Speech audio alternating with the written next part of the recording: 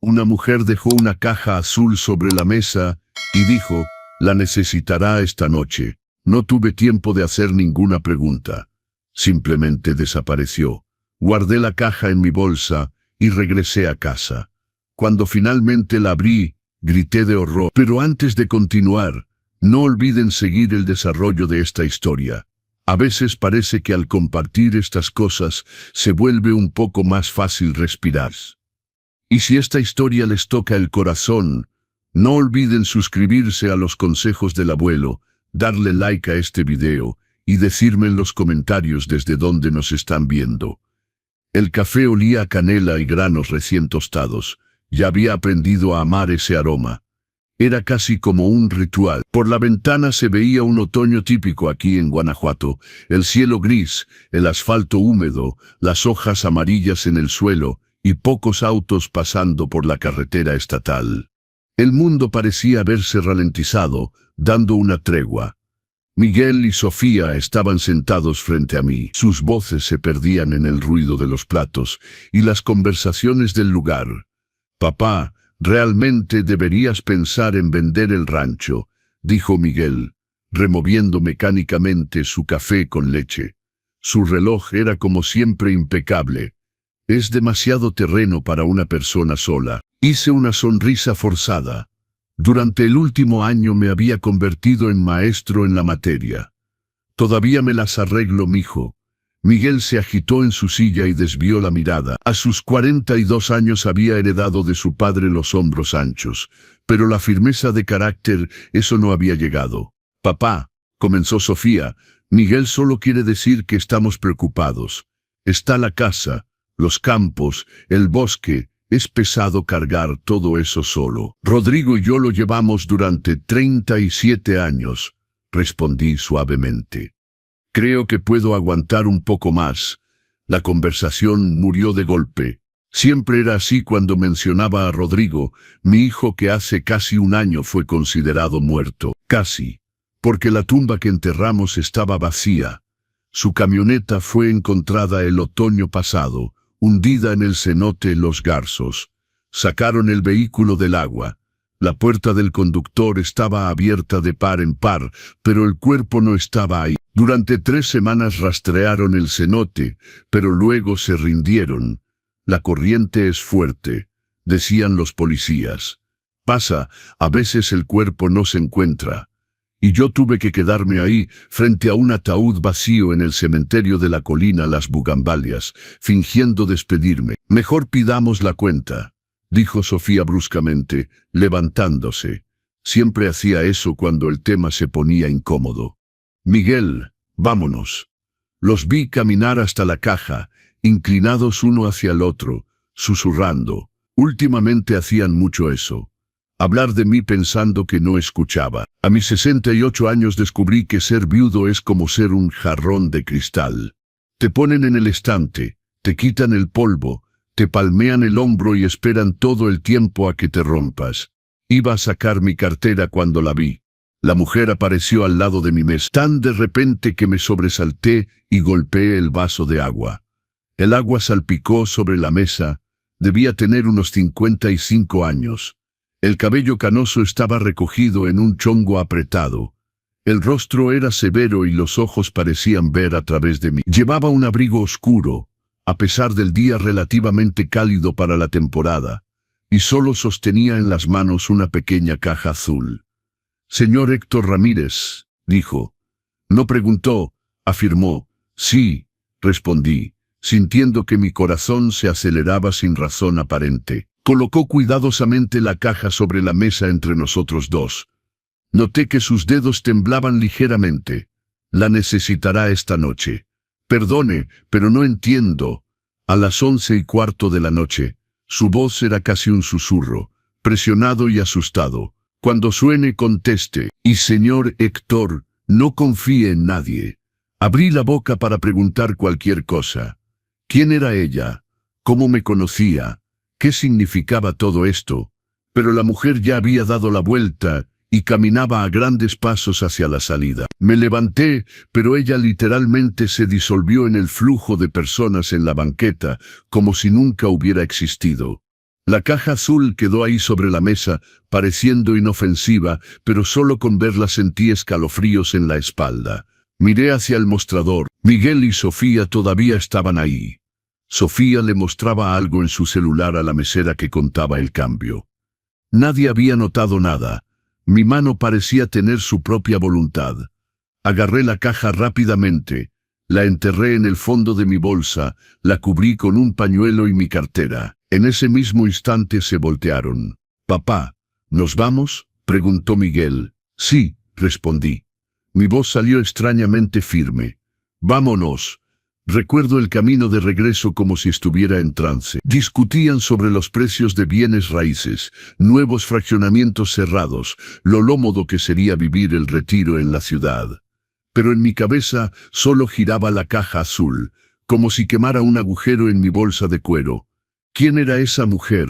¿Cómo sabía mi apellido? ¿Qué podía haberme traído que necesitaría esta noche? Me dejaron al inicio del camino de tierra que lleva a nuestra casa, como siempre. Rechazaron cortésmente la invitación para un café. Vi su Audi negro alejarse, las luces traseras desapareciendo en el crepúsculo, y solo entonces me permití respirar profundamente. La casa estaba ahí enfrente, conocida hasta el alma. 2 pisos claros con las contraventanas verdes que Rodrigo y yo pintamos juntos hace apenas 5 años. A la izquierda, el viejo granero antes rojo, ahora descolorido, y más allá nuestras 7 hectáreas, los pastizales, el pedazo de bosque, el valle con el arroyo. Había amado mucho este lugar. Ahora me sorprendía a menudo pensando que vivía en un mausoleo. Al entrar a la casa, lo primero que hice fue cerrar con llave la puerta. Antes de la desaparición de mi hijo rara vez lo hacía. Pero después de esa historia del cenote, muchas cosas cambiaron. Fui directo a la cocina. Puse mi bolsa sobre la mesa de encino y saqué la caja. Golpeó suavemente sobre la madera. Me quedé ahí un minuto solo mirando, sintiendo que mis manos temblaban. Luego finalmente me obligué a quitar la tapa. La tapa salió fácilmente. Adentro, envuelto en papel de seda blanco, había un teléfono celular. No cualquier aparato, era el teléfono de Rodrigo. Lo reconocí de inmediato.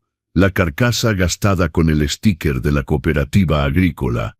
La pequeña grieta en la esquina.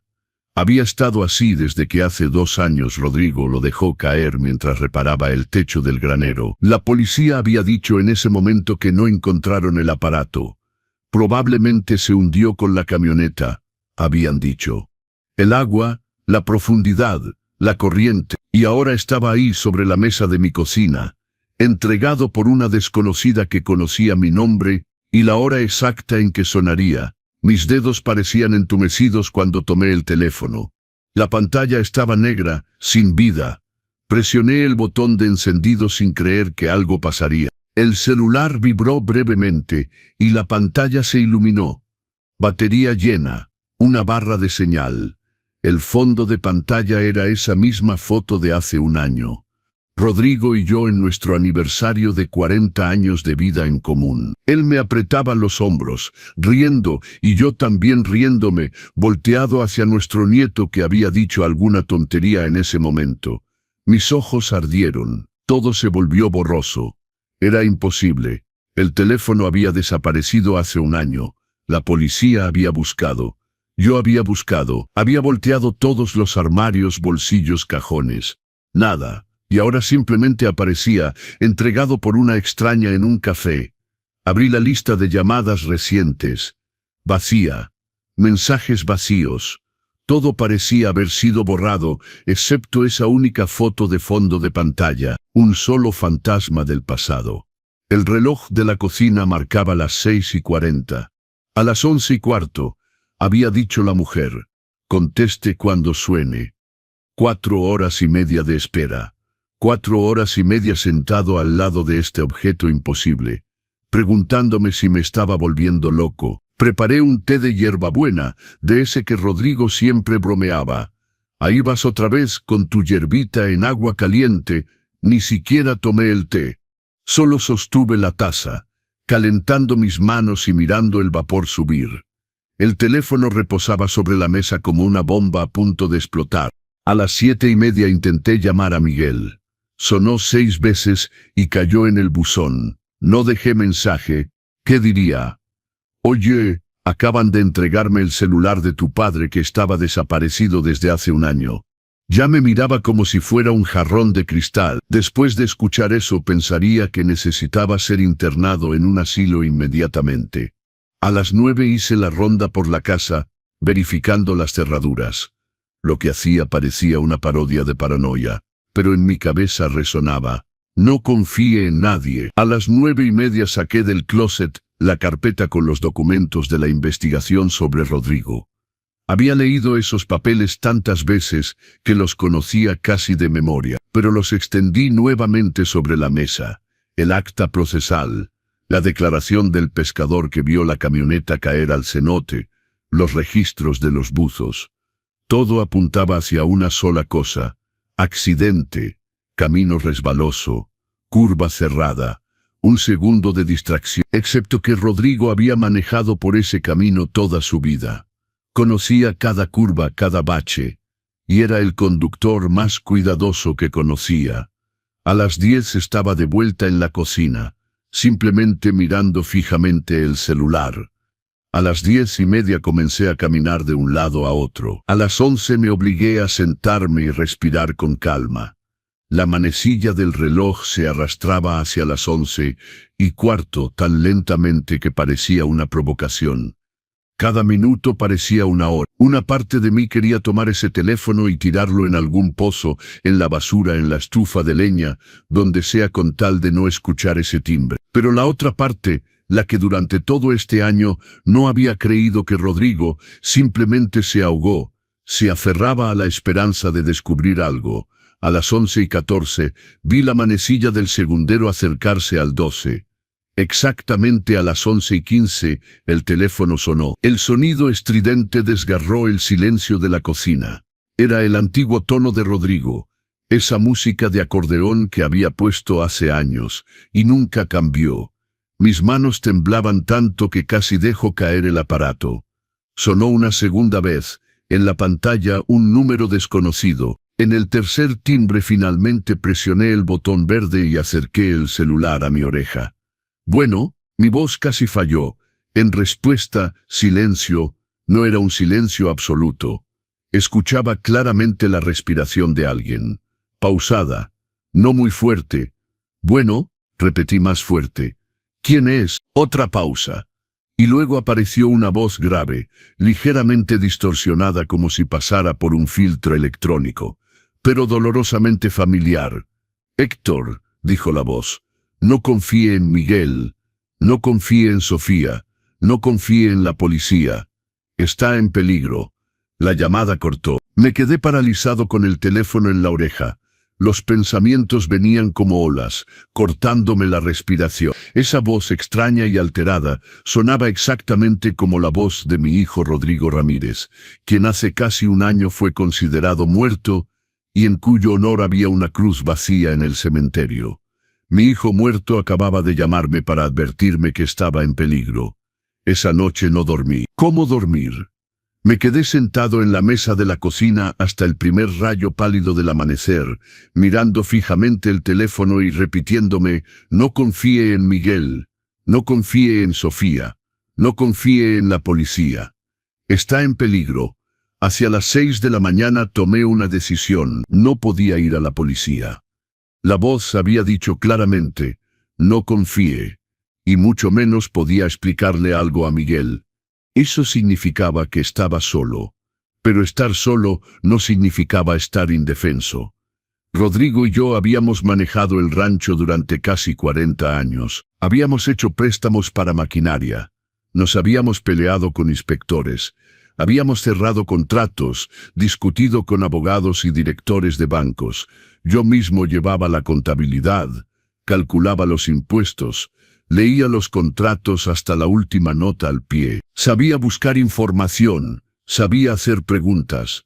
Solo que había tomado el hábito de tomar todas las decisiones en pareja. Ahora sería yo solo. Lo primero que hice fue tomar el celular de Rodrigo y mirarlo, no como un milagro, sino como un objeto. A la luz de la mañana, vi lo que no había notado en la noche. Batería al 100%. Pantalla brillante, ninguna señal de una batería vieja muriendo. Después de un año en el cenote, no quedaría nada del teléfono. Eso significaba que alguien, durante todo este tiempo, lo había mantenido cargado, lo había cuidado, esperando el momento correcto.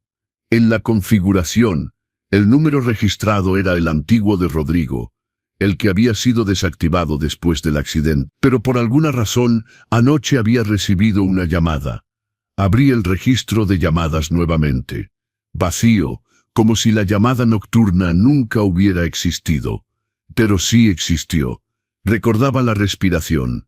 Recordaba cómo había sido pronunciado mi nombre. Estaba revisando la galería de fotos, cuando escuché el ruido de un auto subiendo el camino de grava. El sonido de las llantas sobre la grava. Había aprendido a reconocerlo desde lejos.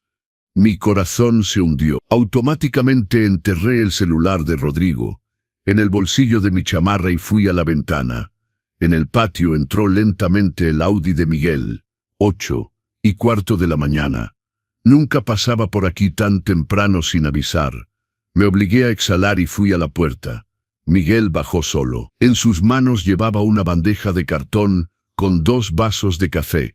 «Buenos días, papá», gritó de manera demasiado animada. «Traje el desayuno. Espero que no hayas comido todavía». Inesperado. Intenté mantener mi voz estable.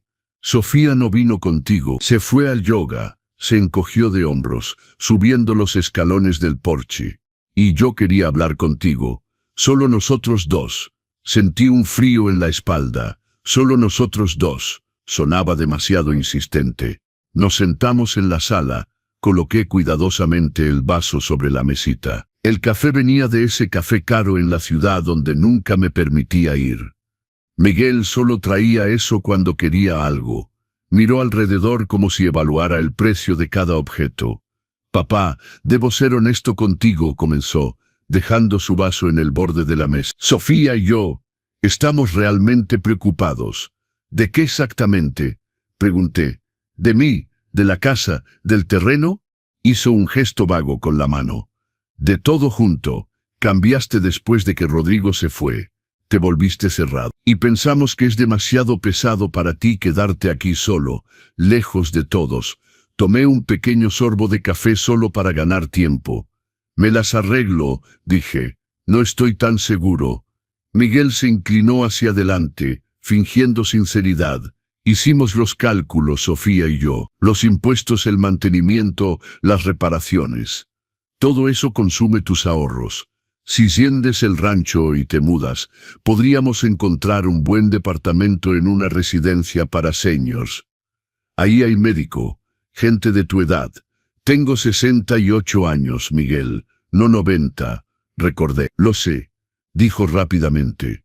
«Pero lo ves tú mismo. La casa es grande. El terreno, el granero, las máquinas, todo se está deteriorando. Y los impuestos sobre el terreno y la casa son un pozo sin fondo. Si vendes, tendrás dinero, vivirás tranquilo y no tendrás que preocuparte de nada». Ahí estábamos llegando a la verdadera razón de la visita matinal. «El rancho de los Ramírez no está en venta», afirmé con más dureza de la que pretendía. La mandíbula de Miguel se tensó. «Papá, sé razonable. No vas a poder cargar todo esto solo. El pastizal está creciendo sin control. El granero se está cayendo. El invierno viene. ¿Qué harás si se revienta una tubería o si la bomba de agua falla?». «Lo mismo que Rodrigo y yo hicimos durante 37 años», respondí. «Repararlo». «Rodrigo ya no está», explotó más abrupto de lo que quería. Inmediatamente se controló y suavizó su voz. «Perdón, solo quiero que pienses de manera práctica. Es un terreno valioso, papá. Podríamos obtener mucho dinero por él, especialmente ahora que están lotificando todo cerca de la ciudad, para residencias de lujo. Podríamos», repetí lentamente. Desvió la mirada. «Hay una empresa», dijo finalmente. Desarrollos versantes. Hace 2 semanas contactaron el despacho de Sofía. Buscan terrenos en nuestra región para proyectos inmobiliarios, y ustedes ya hablaron con ellos. Fueron conversaciones preliminares, tartamudeó. Pero papá, ofrecen mucho dinero, cantidades que nunca verías en tu vida, sin ninguna preocupación, hasta el final de tus días. Dejé el vaso sobre la mesa muy cuidadosamente. Déjame decirte algo claramente, Miguel. Lo miré directamente a los ojos. Este terreno ha sostenido a 3 generaciones de nuestra familia. Tu abuelo construyó esta casa con sus propias manos. Rodrigo y yo te criamos aquí. No pienso entregar todo para que unos desarrolladores pasen el bulldozer sobre nuestros pastizales. Estás reaccionando emocionalmente. Hizo una mueca. Y yo soy fiel a la memoria de mi hijo, respondí suavemente. Algo pasó por el rostro de Miguel. Culpa. Enojo. Rodrigo está muerto, papá. Ya pasó casi 1 año. No podemos vivir como si fuera a cruzar la puerta en cualquier momento. El celular de Rodrigo en mi bolsillo parecía quemar la tela. Si supieras, pensé. Creo que es hora de que te vayas, dije con calma. Se levantó bruscamente. Los movimientos se volvieron rígidos. Está bien, pero piensa en lo que dije. Piensa seriamente porque Sofía y yo, hizo una pausa. No vamos a quedarnos simplemente con los brazos cruzados mientras te entierras con este rancho. Había algo en su voz que me dio escalofríos. Una amenaza ligera pero muy clara, disfrazada de preocupación. ¿Qué es eso?, pregunté. Significa que te amamos y haremos lo mejor para ti, quieras o no.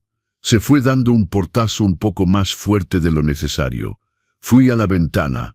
Miguel se quedó sentado en el auto un buen rato antes de irse, hablando por teléfono, y por su expresión, la conversación no era agradable. Mis manos todavía temblaban. Saqué el celular de Rodrigo de mi bolsillo y lo miré. No confíe en Miguel, había dicho la voz. Y Miguel acababa de intentar convencerme de vender el terreno, hablando de una empresa, actuando como si el rancho ya fuera suyo. ¿Qué estaba pasando? No necesitaba suposiciones. Necesitaba papeles, números, cosas que no mienten. La verdad enterrada. Fui a la oficina de Rodrigo. Para todos ahora era mi oficina, pero en mi alma seguía siendo la suya. Abrí el archivero metálico donde guardábamos lo más importante. Escritura de propiedad, seguro, documentos bancarios, el testamento. Extendí todo sobre el escritorio y comencé a releer, pero con otros ojos, como si no fuera el viudo sino un abogado extraño. El testamento era simple y claro, todo para mí, y después de mi muerte, el heredero único era Miguel. Nada especial. Tomé la escritura de propiedad del terreno. El rancho estaba registrado a mi nombre y al de Rodrigo, pero ahí abajo, en letra pequeña, vi una anotación que no había notado antes, una fecha 2 meses antes del accidente, una solicitud de georreferenciación. Alguien había solicitado la medición exacta de los límites el otoño pasado. Encendí la laptop y abrí nuestro correo familiar. Para todos era algo antiguo, una sola dirección para facturas y contratos, pero para nosotros era práctico. Todo quedaba en el mismo lugar. En la barra de búsqueda escribí medición, luego terreno, luego el nombre de la empresa de Sofía. Aparecieron 3 correos, el primero de una empresa de topografía, confirmando la visita técnica al rancho a mediados de septiembre. El segundo, el recibo de pago del servicio. El tercero, un correo de una dirección desconocida.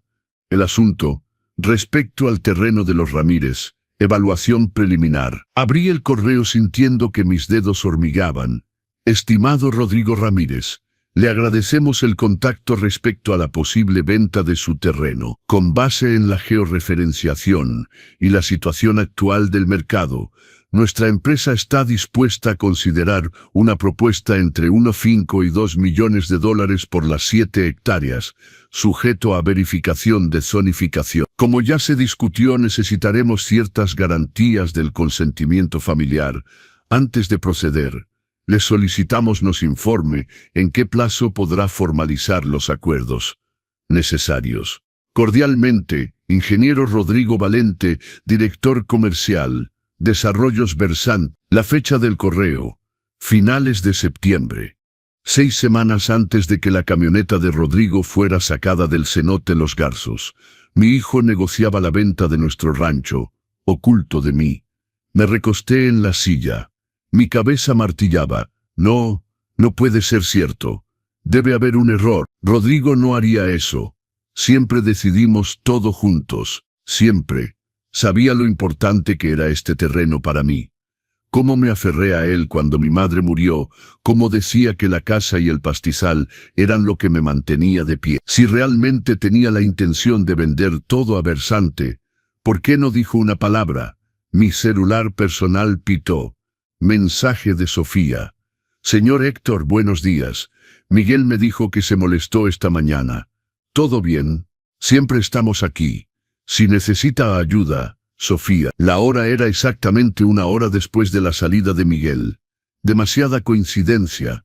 Era como si ella lo siguiera mientras me hablaba. No abrí el mensaje, solo apagué la pantalla. En lugar de eso tomé el celular de Rodrigo nuevamente.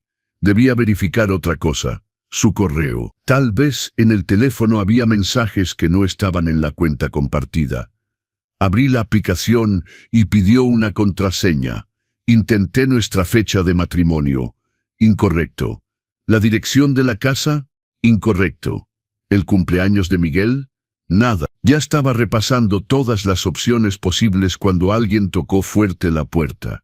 No escuché el timbre, que era viejo y débil, y mis pensamientos estaban lejos. Cerré la laptop rápidamente. Enterré los 2 celulares en mi bolsillo y fui al pasillo. En el porche estaba un hombre de unos 45 años, vistiendo una chamarra deportiva sobre jeans. Mostró una placa de cuero. «¿Héctor Ramírez?», preguntó. «Soy yo. Soy el comisario Ricardo Fonte de la Inspección General. ¿Podría hablar con usted?». Mi garganta se secó. «¿Sobre qué?». «Sobre la muerte de su hijo». Habló con suavidad, casi con compasión. «Ha surgido nueva información. Necesitamos hacerle algunas preguntas. ¿Puedo pasar?». Negarme significaría despertar sospechas de inmediato. Y las sospechas de la policía eran lo último que necesitaba ahora, sin entender qué estaba pasando. Por supuesto, escuché mi propia voz como si viniera desde afuera de mí. Le hice pasar. Nos sentamos en la sala. Sacó una pequeña libreta. Tenía una apariencia tranquila, acogedora, del tipo que las personas acostumbradas a hacer preguntas suelen tener. Sobre mí, el efecto fue el contrario. Me tensé aún más. «Perdóneme por hacerle revivir todo esto». Sé lo difícil que es, pero estamos revisando algunos casos antiguos y en la historia del accidente del cenote. Los Garzos ha surgido un detalle. «¿Cuál?», pregunté. «Un testigo», dijo Fonte. «Alguien que estaba por los alrededores esa noche. Afirma haber visto un segundo vehículo supuestamente siguiendo la camioneta de su hijo». Mi corazón se aceleró. «Siguiéndolo», eso dice. «Estamos verificando, pero eso pone en duda la versión anterior de que el accidente fue una fatalidad». Hizo una pausa. «Dígame, ¿su hijo tuvo problemas recientemente? ¿Financieros? ¿Profesionales? ¿Conflictos con alguien? ¿Alguien lo amenazó?». Los correos de Versante, la georreferenciación, el intercambio de mensajes secretos, los millones, la propuesta de venta. Todo brilló en mi mente. «No», dije, «ningún problema». La mentira salió fácilmente, demasiado fácilmente, por puro instinto, porque si decía ahora que Rodrigo intentaba vender el rancho a una empresa inmobiliaria, ocultándolo de mí, eso abriría demasiadas puertas y no sabía todavía qué había detrás de ellas. «No ha escuchado nada extraño últimamente», continuó. «Llamadas inusuales, personas interesadas en su hijo o en el terreno, la caja azul, la llamada nocturna, la voz en el teléfono». «No», repetí, «nada de eso». Fonte me miró durante un momento. Sus ojos ya no eran tan gentiles, eran atentos, penetrantes. Señor Héctor, dijo suavemente, si está ocultando algo es el momento de hablar. Si la muerte de su hijo no fue accidental, si alguien le hizo daño, usted también podía estar en peligro. Las mismas palabras que la llamada de la noche. Está en peligro. Entiendo, respondí. Pero no tengo nada que agregar. Asintió con la cabeza. Tomó una tarjeta de presentación y la dejó sobre la mesa. Si por casualidad recuerda algo o si algo sucede, llámeme en cualquier momento. Tomamos estas cosas muy en serio. Cuando se fue, cerré la puerta con todas las llaves y me quedé ahí un momento recostado en la pared, intentando recuperar el aliento. Mis piernas parecían de gelatina. Un nuevo testigo, otro vehículo. Posiblemente el accidente no fue un accidente. Y alguien, Miguel, Sofía, la policía claramente no me estaba diciendo la verdad sobre esa noche. Regresé lentamente a la oficina. Saqué el celular de Rodrigo de mi bolsillo y comencé a examinarlo con toda atención, literalmente al tacto. Mis dedos se deslizaron por el borde de la carcasa y sentí algo delgado atorado entre el aparato y el plástico. Con cuidado, enterré la uña y tiré. Cayó un pedazo de papel doblado varias veces, tan pequeño y delgado que era fácil no notarlo. Lo desdoblé, intentando no romperlo. En el pedazo de papel, con la escritura cuidadosa y aplicada de Rodrigo, estaba escrito solo 4 palabras. La verdad está enterrada. Busca. Me quedé mirando fijamente esas palabras hasta que las letras comenzaron a flotar. ¿Enterrada dónde? En sentido figurado o literal. Quería decir una metáfora, o debía tomarlo al pie de la letra el terreno, un hoyo, una fosa, un escondite. De repente entendí claramente que no podría manejar esto solo. Necesitaba ayuda real. Pero ¿en quién podía confiar si no debía confiar en Miguel, ni en Sofía, ni en la policía? Fue entonces cuando recordé a la única persona que siempre había estado de mi lado y que no tenía ningún interés en nuestras tierras. Lo primero que hice fue tomar mi teléfono ordinario. La única persona en quien pensé fue Rosa, la hermana de Rodrigo. Vivía en Guadalajara, pero durante todos estos años nunca intentó quitarme un pedazo de terreno ni mi derecho a la palabra. Marqué su número. Contestó casi de inmediato. Héctor, ¿pasó algo? No sueles llamar en la mañana. Intenté mantener mi voz calmada. Rosa, hola, escucha. ¿Podrías venir a pasar unos días aquí? Hubo un silencio. Por supuesto que sí, pero ni siquiera preguntaste si podía. Entonces las cosas van mal. ¿Qué pasó? Y no me digas que no es nada. Tu voz me asusta. Apreté los dientes. Decir la verdad por teléfono no podía. Después de la llamada nocturna, no estaba seguro de quién escuchaba. No puedo explicar ahora, balbuceé. Solo necesito que estés aquí cerca de mí, por favor. Hubo otra pausa. Rosa siempre percibía todo. Está bien, dijo finalmente. Voy a comprar un boleto de autobús hoy mismo y mañana en la tarde estaré ahí. Aguanta. ¿Me oyes? Si las cosas se ponen muy graves, llámame de inmediato. Gracias, Rosa. Colgué y sentí que mi pecho se aligeraba un poco. Mañana no estaría solo, pero hasta mañana en la tarde faltaban todavía 24 horas y no podía simplemente sentarme y esperar. Saqué el papelito de mi bolsillo. La verdad está enterrada. Busca. Había vivido 40 años con este hombre. Conocía sus hábitos como los míos. Si Rodrigo había enterrado algo, podría ser en cualquier lugar. Pero si escribió busca, contaba con que yo deduciría dónde.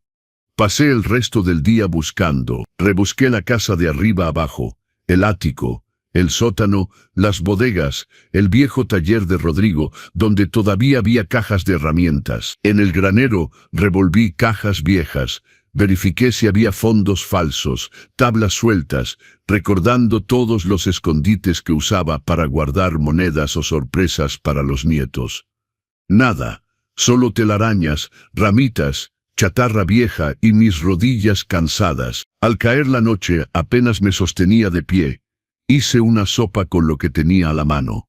Comí por obligación. Estaba en el fregadero lavando el plato cuando el teléfono de Rodrigo sonó. Me sobresalté tanto que el plato casi se me resbala de las manos. Sequé mis manos en el trapo y agarré el celular. En la pantalla, nuevamente el número desconocido. Bueno, dije intentando no temblar. La misma voz distorsionada, como si pasara por un mal filtro, pero obsesivamente familiar. ¿Encontró la nota? Sí, suspiré. ¿Pero qué significa? La verdad está enterrada. ¿Dónde? ¿Qué debo buscar? No es dónde, sino cuándo, dijo la voz. Piense en qué pasó exactamente un año antes del accidente. Me quedé mirando fijamente un punto en la pared. Un año. Vivíamos normalmente. La casa, el rancho, los nietos que venían de visita. Nada especial. Piense, insistió la voz. Noviembre del 2022. ¿Qué cambió en esa época? Me quedé repasando los días. Las tareas rutinarias se mezclaban en una cinta gris. Y de repente algo surgió. Rodrigo, dije lentamente. En esa época fue a Guadalajara. Se quedó 3 días. Supuestamente por trabajo. Exacto. No fue a trabajar. Fue a reunirse con un abogado criminalista. Su nombre es licenciado Roberto Linares. Me senté en la silla como si me hubieran quitado los huesos. ¿Por qué Rodrigo necesitaría un abogado así? Porque descubrió algo, respondió la voz. Y eso lo puso en la mira. Intentaba entender cómo manejarlo y cómo protegerlo a usted. ¿Qué descubrió?, pregunté.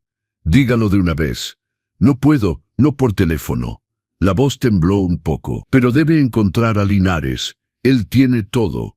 Documentos, grabaciones, todo lo que Rodrigo logró reunir antes de que lo mataran. Sentí un frío recorrer mi espalda. ¿Quién lo mató?, pregunté en un murmullo. Los mismos que lo presionan para vender el rancho, dijo la voz, los mismos que van a beneficiarse de su muerte. La llamada cortó. Me quedé ahí sosteniendo el celular, sintiendo como si todo adentro se derrumbara.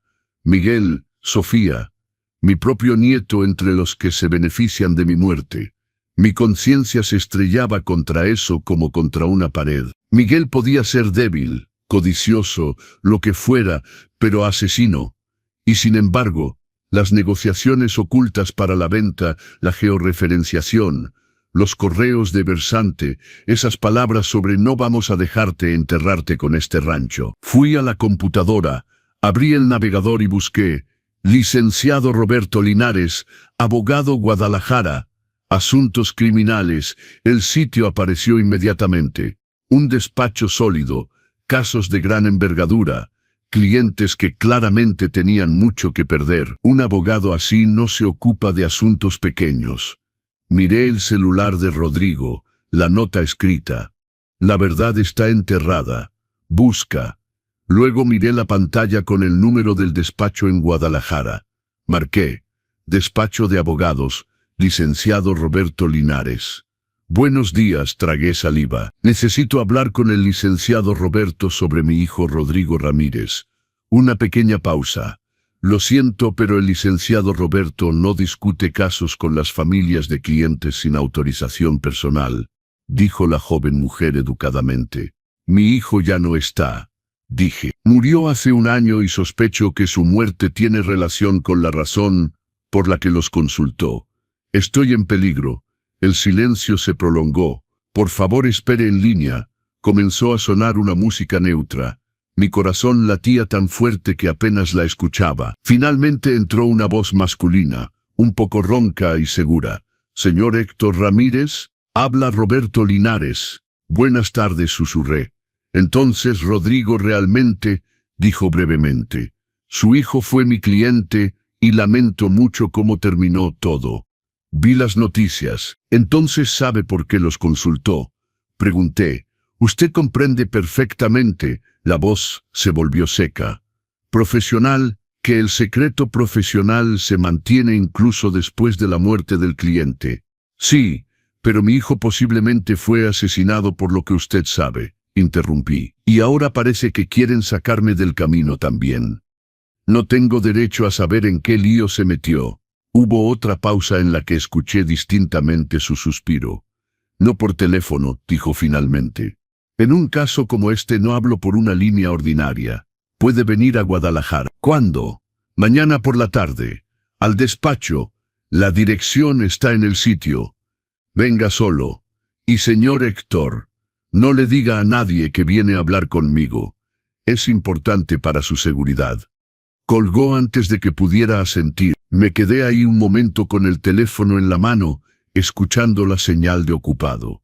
Luego abrí la página con los horarios de autobuses y comencé a buscar un camión para Guadalajara temprano en la mañana. Encontré uno. Compré el boleto en línea. Anoté el horario en un papel, solo para no confiar únicamente en mi cabeza. Casi empezaba a calmarme de tener un plan cuando escuché otro ruido de motor en el patio. Fui a la ventana. El auto de Sofía entró al terreno. Sola, sin Miguel. Eso ya era extraño. Sofía nunca venía aquí sin él. Era como un escudo viviente, una capa amortiguadora entre nosotros. Abrí la puerta antes de que tocara. Sofía, dije, no esperaba verte. Hizo una sonrisa que no calentaba nada. Estaba en su armadura de oficina, traje sastre impecable, tacones altos, el cabello recogido hacia atrás tan firmemente que parecía estirar su rostro. Señor Héctor, dijo entrando a la casa sin siquiera esperar la invitación. Seré breve, quería hablar sobre esta mañana. Miguel ya dijo todo. Creo que su posición fue muy clara. No estoy tan seguro, replicó con calma. Miguel a veces es demasiado suave con sus palabras, y el tema es serio. Fuimos a la sala. Noté cómo su mirada recorría el ambiente, las paredes, los muebles, las fotos familiares, los estantes, evaluando como un agente inmobiliario que ya calcula la propiedad en metros cuadrados y en pesos. Miguel me dijo que se molestó cuando habló de la venta. Comenzó Sofía. Entiendo. Este lugar es más que una casa para usted, pero debemos enfrentar la realidad. Enfrento, respondí. Su realidad es deshacerse del suegro viejo y tomar un pedazo de terreno valioso. Eso es injusto. Frunció ligeramente el ceño. Me preocupo por usted como alguien de la familia. ¿Y de mi dinero? Corregí secamente. Sacó su celular. Navegó algo. Señor Héctor, dijo en un tono más formal. Soy abogada como sabe, y viendo cómo vive en una casa grande en un terreno caro, lejos de médicos y asistencia, le pedí a Miguel que me mostrara su situación financiera. O sea que hurgaron en mis cuentas, dije sintiendo subir la rabia. Como su nuera y como persona que deberá responder por usted si algo pasa, tenía el derecho, respondió imperturbable. Y lo que vi ahí me preocupó mucho. ¿Y qué vio? Está consumiendo sus ahorros demasiado rápido, dijo Sofía fríamente. A este ritmo, en año y medio no quedará nada. Y eso sin contar reparaciones grandes o enfermedad.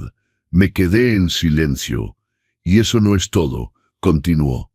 Un colega y yo revisamos las operaciones del último año antes de la muerte de Rodrigo. Hay movimientos muy extraños, retiros grandes en efectivo, transferencias a empresas que no tienen sentido. Casi como si estuviera escondiendo dinero. Levantó la vista. El fisco podría interesarse en eso. No era preocupación, era una amenaza envuelta en lenguaje jurídico. Salga, dije suavemente. Por favor, salga de mi casa. Intento ayudar. Sofía se levantó, alisando su falda como para quitar un polvo invisible. Si aceptara vender el terreno, todos esos problemas desaparecerían. Viviría en un buen lugar, bajo vigilancia médica, en condiciones apropiadas. Resolveríamos las cuestiones fiscales y las operaciones extrañas de Rodrigo. Viviría en paz, como corresponde a alguien de su edad, o sea, donde sea más fácil controlarme, aclaré. Digo donde esté seguro. Su voz se endureció. Este terreno es grande, señor Héctor. Muchos lugares ocultos. El granero, el bosque, ese viejo pozo detrás del pastizal norte. Los accidentes no son raros en propiedades rurales, especialmente con personas mayores que viven solas. La sala pareció girar. ¿Me está amenazando?, pregunté. Por supuesto que no, dijo. Y por la sonrisa, vi que por supuesto que sí. Me compadezco. Iba a irse cuando se detuvo y agregó otra cosa. Consultamos a un abogado especializado en tutela. Sabe que por ley, los familiares pueden solicitar en justicia el reconocimiento de incapacidad de una persona mayor, si no está en condiciones de tomar decisiones racionales. Es una protección para que no sea engañado. Sentí todo congelarse por dentro. No se atrevería, dije. Nos atreveríamos, respondió con calma. Si vemos que se hace daño conscientemente al rechazar la ayuda y actuar de manera inapropiada. Y nuevamente esa sonrisa vacía. Piénselo, señor Héctor, ¿qué es mejor para todos? Le damos una semana para que lo considere todo. Luego evaluaremos otras opciones. Se fue. Esos tacones repiquetearon en el porche, y cerré la puerta, sosteniendo apenas mi mano para no darle un portazo. Tenían la intención de ponerme bajo tutela, de quitarme mi derecho a decidir por mí mismo, por la casa, por el terreno, de hacerme oficialmente un incapaz. Y de ahí a un accidente fatal, no sería un largo camino. El abogado y la conspiración. Regresé a la oficina, encendí la computadora y abrí los estados de cuenta bancarios de los últimos 2 años. Los retiros grandes en efectivo que Sofía había mencionado estaban ahí. 70,000, 90,000, entre otros 80,000 pesos. Todo en los 6 meses antes del accidente. Todo en efectivo, sin indicación de beneficiario. Y todos habían cesado exactamente una semana antes de que la camioneta de Rodrigo fuera al cenote Los Garzos. No era dinero escondido. Eran pagos a alguien por algo que no podía registrar oficialmente. Por información, por protección, por el trabajo del abogado. Mi celular ordinario pitó nuevamente. Mensaje de Miguel. Papá, Sofía me dijo que volviste a reaccionar mal. Por favor, no compliques las cosas. Realmente queremos tu bien. Te amamos. Borré el mensaje sin siquiera abrir el diálogo. Luego subí a la habitación. Saqué una pequeña maleta y comencé a guardar cosas para el viaje. Cambios de ropa, un suéter, documentos, dinero, medicinas por si acaso. Afuera ya era de noche. El tiempo se acercaba a la medianoche. Estaba cerrando el cierre de la maleta cuando escuché pasos en el porche. No eran pasos apresurados u ordinarios. Eran pesados, lentos, como si la persona supiera que sería escuchada. Fui a la ventana de la habitación y corrí la cortina con precaución. En el porche, bajo la penumbra, había una silueta. No podía ver el rostro, capucha, sombra, pero por la postura, por la forma en que se apoyaba, las manos en los bolsillos, el peso sobre una sola pierna, mi mundo se derrumbó. Era exactamente como Rodrigo se paraba toda su vida. La silueta levantó la mano, hizo una pequeña señal, un gesto corto y familiar, como para saludar. Luego se volteó lentamente y apuntó hacia el granero. Se quedó todavía un segundo y desapareció en la oscuridad. Mi barbilla tembló. En mi bolsillo el celular de Rodrigo vibró. Un SMS de un número desconocido. Granero a medianoche. Venga solo. No confíe en nadie. Miré el reloj. Faltaban 13 minutos para medianoche. Y tenía exactamente 12 minutos para decidir si me había vuelto loco o si iba en la oscuridad al encuentro de lo que me esperaba ahí. Me quedé ahí en la ventana, mirando el patio oscuro, la silueta negra del granero que conocía con los ojos cerrados, y entendí, si no voy ahora, pasaré el resto de mi vida arrepintiéndome. Tenía miedo de morir, pero era más aterrador no hacer nada. A las 11:58 bajé. Tomé una pequeña linterna de la mesita de noche. En la puerta me detuve. Necesito defensa, me dije. Nunca había tenido armas. Hace mucho Rodrigo tenía una escopeta, pero la vendió cuando Miguel se fue a estudiar fuera. Había dicho que no quería armas rondando en la casa. En la bodega encontré un martillo, una llave inglesa y un desarmador pesado. Sostuve el martillo, imaginando golpear la cabeza de alguien. Me sentí mal. En lugar de eso tomé mi celular ordinario. Encendí la grabadora de voz y lo enterré en el bolsillo de mi chamarra. Que al menos quede rastro, si algo pasaba. A medianoche en punto salí. El aire helado de noviembre golpeó mi cara, atravesando hasta los huesos. Me puse la chamarra a toda prisa. Olvidé el gorro, pero no volví. Del granero había unos 30 o 40 metros. Durante toda mi vida había ido ahí miles de veces, de noche, de día, bajo la lluvia, bajo el sol. Nunca había tenido miedo. Hoy cada paso parecía una locura.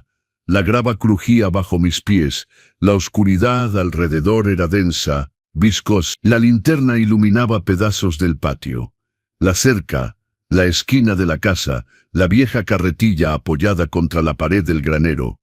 La puerta del granero estaba entreabierta. Eso ya estaba mal. Siempre la dejaba cerrada. Por la rendija filtraba una luz suave. No era eléctrica ni nuestra vieja bombilla del techo, sino una luz más cálida, amarilla, como de una lámpara de camping. Bueno, llamé suavemente, sorprendido por el sonido ronco de mi voz. No hubo respuesta. Empujé la puerta.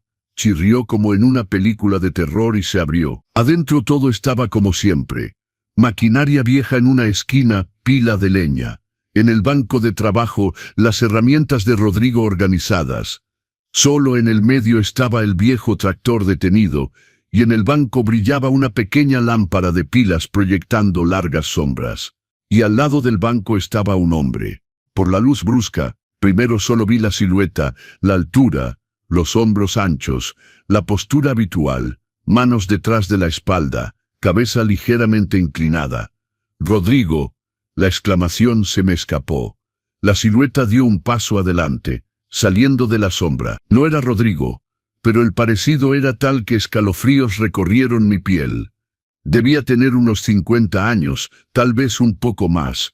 Los mismos hombros, la misma línea de rostro, pero rasgos más rudos, piel curtida. Y en las sienes canas. La mirada era pesada, gris. «¿Quién es usted?», pregunté. El enojo de repente tomó el lugar del miedo. «¿Y por qué juega así conmigo? Mi hijo murió hace un año. Mi nombre es David Brando», respondió con voz ronca. «Estoy aquí porque su hijo me lo pidió». «Rodrigo está muerto», repetí.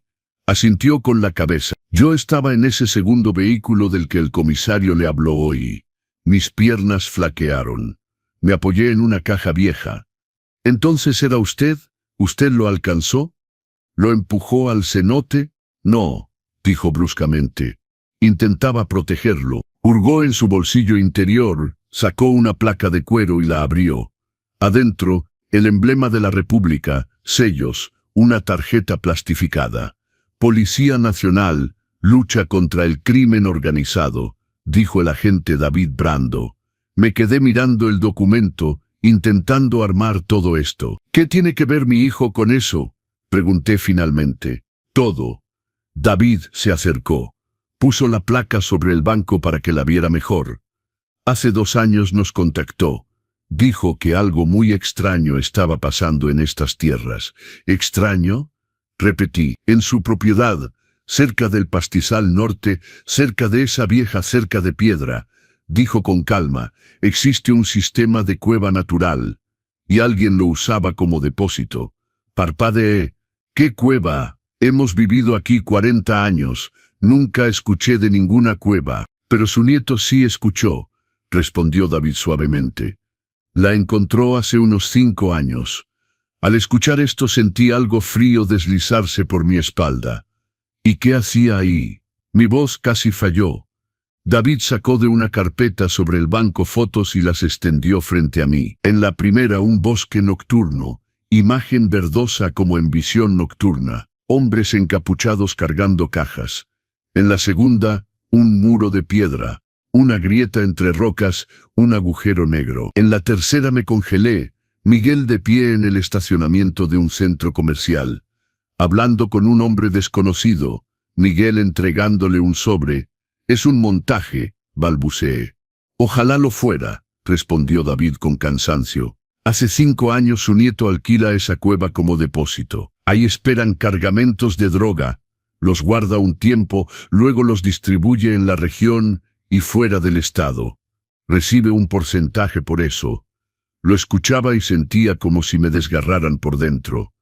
«Miguel no haría eso», comencé.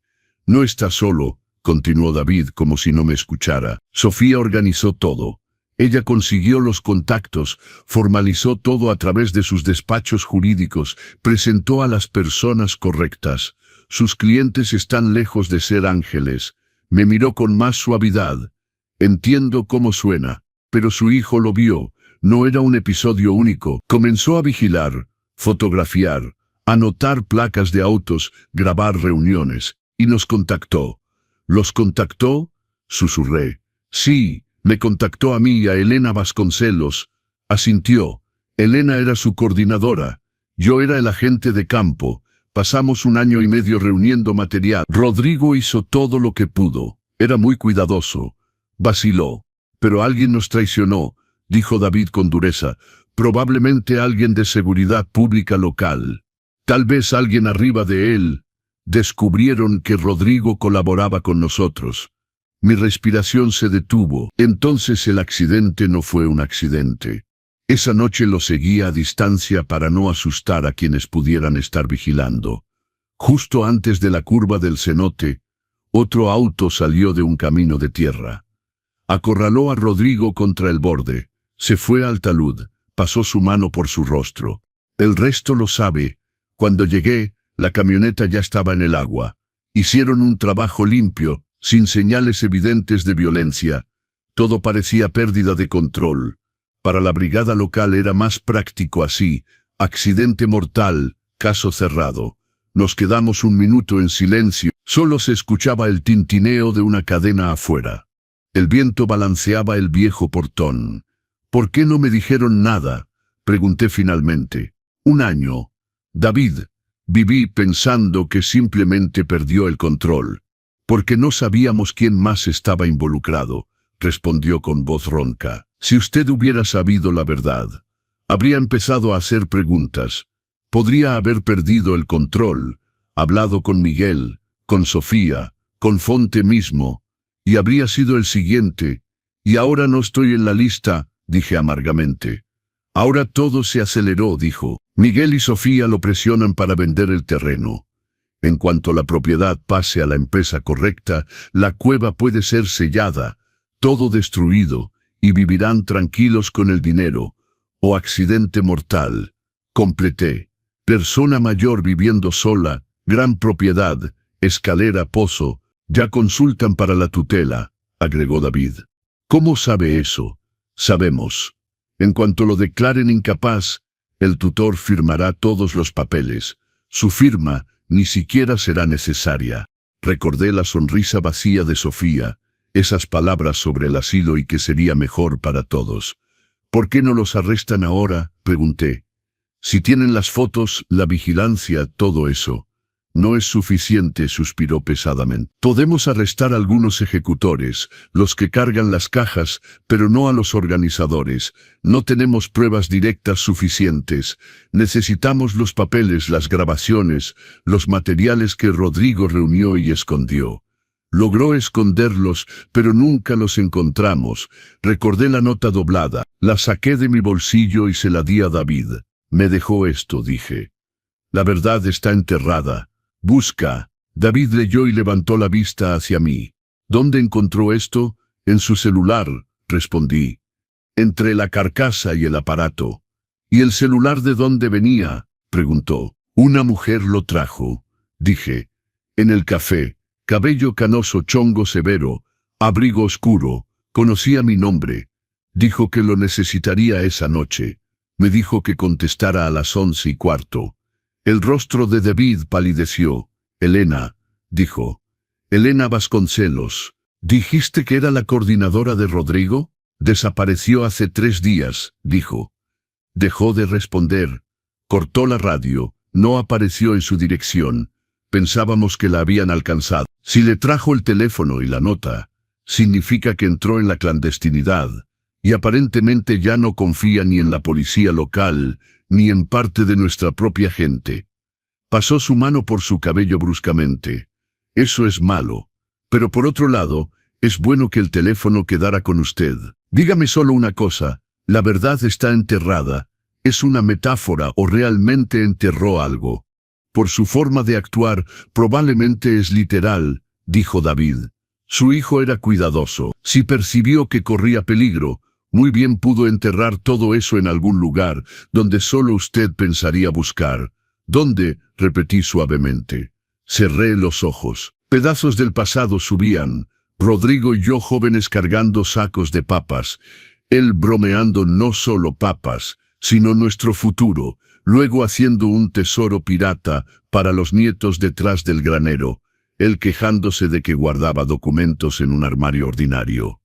Y de repente recordé. Las rosas, susurré. ¿Qué rosas? El rosal de mi madre, dije. Detrás de la casa, lado este.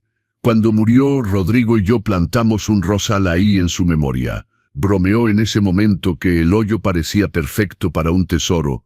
David ya tomaba la lámpara de la mesa. Vamos a ver, dijo. Si Rodrigo realmente escondió algo, debe estar ahí. No tuvimos tiempo de dar 2 pasos. En el patio entraron autos, uno, luego otro. Los faros cortaron las ventanas de la casa. Barrayeron la pared del granero, nuestros rostros. Mierda, juró David tirándome hacia atrás en la sombra. Alguien vigila la propiedad. Miré prudentemente por la rendija entre las tablas. En el portón se detuvo el Audi de Miguel. Detrás el auto plateado de Sofía.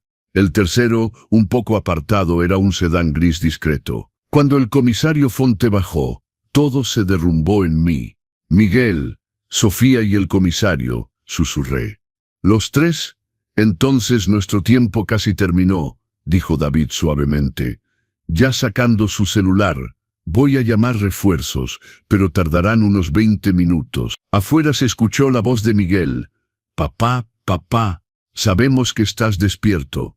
La luz de la habitación se apagó y luego te vimos salir hacia el granero. Sal, vamos a hablar. Sofía agregó con un tono más duro. Señor Héctor, deje esos jueguitos. Realmente queremos ayudarlo. Un poco más lejos, cerca de los autos, Fonte decía algo, pero no distinguía las palabras. La sangre latía en mis oídos. ¿Y ahora? Susurré. David miró brevemente hacia mí, luego hacia el reloj, luego hacia la puerta del granero. Ahora Héctor, dijo suavemente, deberá hacer algo que tal vez nunca hizo en su vida. Huir de su propio nieto para salvarlo de la prisión y salvarse usted de la tumba. Enterró la pequeña linterna en mi mano, sacó su arma. El rosal. Voy a distraerlos. Usted cava lo que esté ahí, tómelo y corra hacia el camino. ¿Entendido? Afuera se escuchó nuevamente la voz tensa de Miguel. Papá, por favor, no nos obligues a hacer lo que no queremos. Y yo estaba ahí en la penumbra del viejo granero con una linterna en la mano y la nota de Rodrigo en el bolsillo, entendiendo que ahora debería elegir en quién creer, en la voz del teléfono, en el agente federal y en el hijo muerto, o en mi propio nieto que hablaba de repente con un tono que congelaba mis dedos. A las 11:59, David dijo, decida Héctor, o cree en mí, en Elena y en su hijo, o en Miguel, Sofía y Fonte. No habrá segunda oportunidad. Sentí que mi pecho se apretaba. ¿Qué debo hacer? La puerta trasera del granero. ¿La conoce? Por supuesto. Perfecto. Salga por ahí, corra hacia las rosas de su madre. Cabe cerca de ese rosal. Tome lo que encuentre y huya. No hacia la casa ni hacia el portón, sino hacia el camino. Salga por el viejo camino de tierra y detenga cualquier auto. Pida ayuda. ¿Y usted? Voy a intentar retenerlos aquí, respondió bruscamente. Después de todo, estoy en servicio. Del otro lado de la pared se escuchaban pasos y el golpe de portezuela de auto. La voz de Miguel resonó más cerca. Papá, ¿qué circo es este? Sal de ahí. Sofía agregó con tono de médico jefe. Señor Héctor, estamos preocupados. Vamos sin histeria. Respiré profundamente, apreté la linterna. Está bien, dije. Voy a intentar confiar en quienes al menos no quieren meterme en un asilo. David asintió ligeramente la cabeza. Se enderezó como si estuviera a punto de ser inspeccionado por el jefe. En cuanto salga, no mire atrás, dijo. Y por el amor de Dios, si escucha disparos, siga corriendo. Me empujó hacia la puerta trasera, mientras él se giraba hacia la principal. Escuché cuando salió al pasillo principal, cómo la puerta del granero se abrió y su voz resonó fuerte y firme. Policía Nacional, nadie se mueve. Pero ya no podía verlos. Me deslicé por la puerta trasera y corrí hacia la casa. La noche me abrazó inmediatamente. Frío, humedad, el vapor de la respiración. La linterna saltaba en mi mano. El rayo de luz golpeaba el pasto mojado, el camino, las cercas del rosal. Detrás ya venían gritos, maldiciones, pasos pesados. Lo que pasaba entre David, Miguel, Sofía y Fonte, no sabía y no podía saber en ese instante. Llegué al pequeño portón del rosal. Mis dedos estaban helados, el pestillo no cedía. Parecía oxidarse en una sola noche. Ándale, ándale, susurré y jalé fuerte. El portón finalmente cedió. Caí de rodillas frente al rosal de mi madre.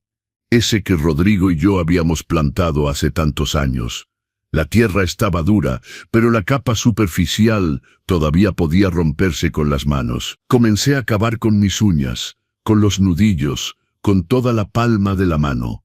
La tierra se desmoronaba, entraba bajo las uñas, mis manos estaban agrietadas, detrás escuché pasos rápidos sobre la grava. La voz de Miguel: «Papá, ¿qué haces?». No miré atrás. Solo cavé con más furia. Mis dedos de repente golpearon algo duro, de plástico. Palpé los bordes y arranqué de la tierra una pequeña caja de plástico envuelta en plástico para alimentos. En ese momento Miguel ya llegaba cerca, respirando entrecortado. «Papá, detente». Apreté la caja contra mi pecho, me levanté y corrí. No hacia la casa, sino hacia el bosque. «Héctor», Sofía ya gritaba desde algún lado. «Se complica las cosas usted mismo». Detrás golpeaban varios pares de piernas, ramas me pegaban en la cara, la chamarra se enganchaba en ramita, el corazón ya estaba en mi garganta. Conocía este bosque desde la infancia. Los senderos, los barrancos, el viejo camino de tierra que pasaba por el límite del terreno. En la oscuridad, todo parecía extraño. Pero mis piernas me llevaban donde Rodrigo y yo recogíamos ciruelas antes. Detrás brillaban linternas, los rayos cortaban los troncos, iluminando a veces un árbol, a veces un arbusto. «Papá, detente», gritaba Miguel. «Solo queremos hablar». Solo apretaba la caja contra mí y pensaba en cómo se parecía ahora. No a mi nieto, sino a alguien de quien se huye en un callejón oscuro. Salí al camino de tierra casi de repente, un paso, dos, y ahí bajo mis pies ya no era tierra suave sino el sendero batido, brillando de humedad. Y ahí, como en el cine, excepto que no era espectador. A unos 20 metros había un auto, faros encendidos, motor en marcha, puertas del pasajero abiertas. «Suba», gritó una voz femenina. Al volante estaba la misma mujer del café, Elena. No reflexioné, corrí hacia el auto, entré con la caja en las manos. Elena pisó el acelerador antes de que yo cerrara la puerta. Por la ventanilla trasera pude ver a Miguel y Sofía. Habían salido al camino cegados por los faros, paralizados por un segundo. Luego comenzaron a hacer señas, a gritar algo, pero el auto ya nos llevaba lejos. La carta de Rodrigo y el plan final. Elena manejaba en silencio por el camino nocturno, mirando fijamente adelante. Su rostro estaba pálido, rígido, con profundas ojeras. Unos 10 minutos después, cuando mi respiración se calmó un poco, preguntó brevemente: «¿Tiene la caja?». «Sí», la apreté más fuerte. «Bien, entonces tenemos una oportunidad». Me tendió un teléfono. En la pantalla, una aplicación de mensajería abierta, una conversación. «Mire», dijo Elena. Arriba el nombre, Miguel. Abajo, un mensaje de un número desconocido. Tienen 24 horas para entregar los documentos y convencer a su abuelo de vender el rancho. Si no lo logran, borramos todos los rastros. Eso lo incluye a él, los federales y quien sepa del sistema. Elijan, familia o prisión. El mensaje tenía fecha de hace 2 minutos. «Ve», dijo Elena suavemente. Pensaba que estaba entre sus manos. ¿Quiénes son ellos?, pregunté. Ahora lo importante es quitarles su ventaja. Llegamos a un motel de carretera a unos 40 kilómetros de mi casa. Un lugar ordinario. Letrero despintado. Luz amarilla en las ventanas. Cortinas arrugadas. Pagando en efectivo, nadie hace preguntas, dijo Elena. Tomamos una habitación en el tercer piso. La habitación era pequeña. 2 camas, una mesa, una televisión vieja. Elena puso la caja en el piso en medio del cuarto. Nos sentamos al lado. Nos quedamos un momento solo mirándola. Antes de abrir, dijo ella de repente, debe entender en qué se está metiendo. Ya estoy metido, respondí exhausto. Desde el día que la camioneta de Rodrigo cayó al cenote, asintió ligeramente. Lo diré de todos modos. En cuanto veamos lo que está escondido ahí, no habrá vuelta atrás. Por estos papeles ya mataron a una persona. Por ellos no se detendrán ante el resto. Rodrigo ya fue asesinado, dije. Si le doy la espalda ahora, significará que viví 40 años para nada con este hombre. No respondió. Solo sacó una navaja de su bolsa. De un movimiento cortó el plástico grueso y abrió la tapa. Adentro había 3 cosas: una pequeña memoria USB, una pequeña libreta de cuero gastada y un sobre con mi nombre, Héctor, en la escritura de Rodrigo. Mi garganta se bloqueó. Tomé el sobre con cuidado, como si fuera de cristal. Le dejaré un momento, dijo Elena, ya abriendo la laptop y conectando la memoria USB. Me senté al borde de la cama. Abrí el sobre y desdoblé las hojas. Mi querido padre, si lee esta carta, significa que ya no estoy, y que fue lo suficientemente terco y valiente para encontrar lo que escondí. Perdóneme, perdone los secretos, el silencio, no haberle dicho todo en vida. Siempre vivimos honestamente uno con otro, y el hecho de que rompí esa regla todavía me duele en el alma. Hace 1 año y medio me di cuenta de que nuestro nieto hace algo que un padre normal ni siquiera quiere imaginar. Realmente quise equivocarme. Me convencí de que estaba en un error, pero los hechos eran demasiado claros. Usaba nuestra tierra, nuestro rancho, esa cueva que tal vez nunca conoció, como depósito para droga. La mercancía pasaba por ahí. Por eso recibía mucho dinero. Cuando entendí todo, primero hablé con él. Miguel lloró. Juró que se había endeudado, que no veía otra salida, que todo eso terminaría pronto. Pidió tiempo para arreglarlo. Le creí porque es mi hijo, porque lo criamos para ser honesto y pensamos que lo era. Le di 2 meses. Durante ese tiempo hubo 2 accidentes. Primero, los frenos de mi camioneta fallaron de repente en una bajada. Si hubiera salido con ella ese día y no con su auto, usted leería esta carta hoy como viudo. Luego intentaron asaltar la casa cuando estaba en casa de Ross. Llegué antes de lo previsto y sorprendí no a ladrones, sino a personas revisando mi oficina minuciosamente, dejando el resto casi intacto. Entonces entendí que Miguel no iba a detenerse, o para ser más exacto, que alguien ya lo llevaba de la mano. Fui a la policía local, ahí me escucharon atentamente. Asintieron, prometieron verificar, y unos días después me sugirieron amablemente que no me metiera en lo que no me importaba. Entendí que había implicación de gente grande, no solo muchachos cargando cajas en el bosque. Me aconsejaron contactar a los federales, Elena y David. Dudé mucho, pero no había otro camino. Comenzamos a reunir pruebas. Salía de noche, vigilar autos, grabar conversaciones, fotografiar personas con quienes Miguel y Sofía se reunían. Rastreamos la red hasta gente de la que es mejor que nunca escuche hablar. En esta memoria USB está casi todo: movimientos financieros, grabaciones de llamadas, mensajes, fotos de la cueva, placas, rostros, nombres. Es suficiente para meter a nuestro nieto en prisión por mucho tiempo. Pero quiero que sepa, no es el único culpable. Si Miguel es la debilidad, Sofía es el cálculo frío. Fue ella quien hizo el contacto con quienes están detrás de este sistema. Son sus conexiones, sus clientes. Su despacho defiende a personas para quienes la ley es solo papel. Tienen gente en la policía y arriba, Por eso no confío en nadie localmente y tal vez ni en todos los de arriba. En la libreta están mis notas día a día, cómo descubrí lo que pasaba, qué hice, dónde fui, a quién vi. También está el mapa detallado de la cueva y todos los pasajes que encontré. Ahora la decisión es suya. Sé que le romperá el corazón. Sé cuánto ama a nuestro nieto. Sé cómo siempre encontró excusas para todas esas debilidades. Pero le pido una cosa. Esta vez, no se sacrifique por él. Nuestro muchacho creció y hace sus propias decisiones desde hace tiempo. Su decisión fue traicionar a la familia, la memoria de mi abuelo, de su madre, y todo lo que construimos aquí durante 40 años. No tiene que morir por esos errores. Si Elena y David están cerca, confíe en ellos. Se arriesgan como nuestros padres se arriesgaban antes. Lo amo. Lo amé todos estos años y lo amaré hasta su último respiro. Me duele no poder envejecer a su lado, ver crecer a nuestros nietos, finalmente hacer ese viaje a Irlanda con el que tanto soñaba. Pero creo en usted. Siempre decía que era débil. No es cierto. De todos nosotros, usted es el más fuerte.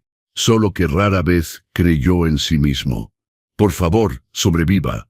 Por favor, viva no solo por mis recuerdos, sino por usted mismo, su Rodrigo, PD. En la misma memoria USB están los papeles del fondo que logré formalizar a través de un abogado en Guadalajara. Hay suficiente dinero para que pueda conservar el rancho o irse y vivir tranquilo. Haga lo que quiera. Solo recuerde, ahora no le debe nada a nadie, ni a Miguel, ni a Sofía, ni a su deuda. Terminé de leer y me di cuenta de que las lágrimas corrían solas, borrando las palabras. Elena me tendió silenciosamente un pañuelo. Sabía, susurré, sabía que Miguel lo traicionaría. Sabía que en la policía había vendido. Sabía que intentarían sacarme del camino también, y sin embargo siguió adelante porque era lo correcto. Porque contaba con usted, dijo Elena suavemente, mirando la pantalla de la computadora. Pensaba que si algo le pasaba, usted llegaría hasta el final. Volteó la laptop hacia mí. En la pantalla había carpetas, documentos, tablas. Héctor, dijo, lo que reunió no es solo prueba, es un golpe contra gente muy seria. Y lo saben.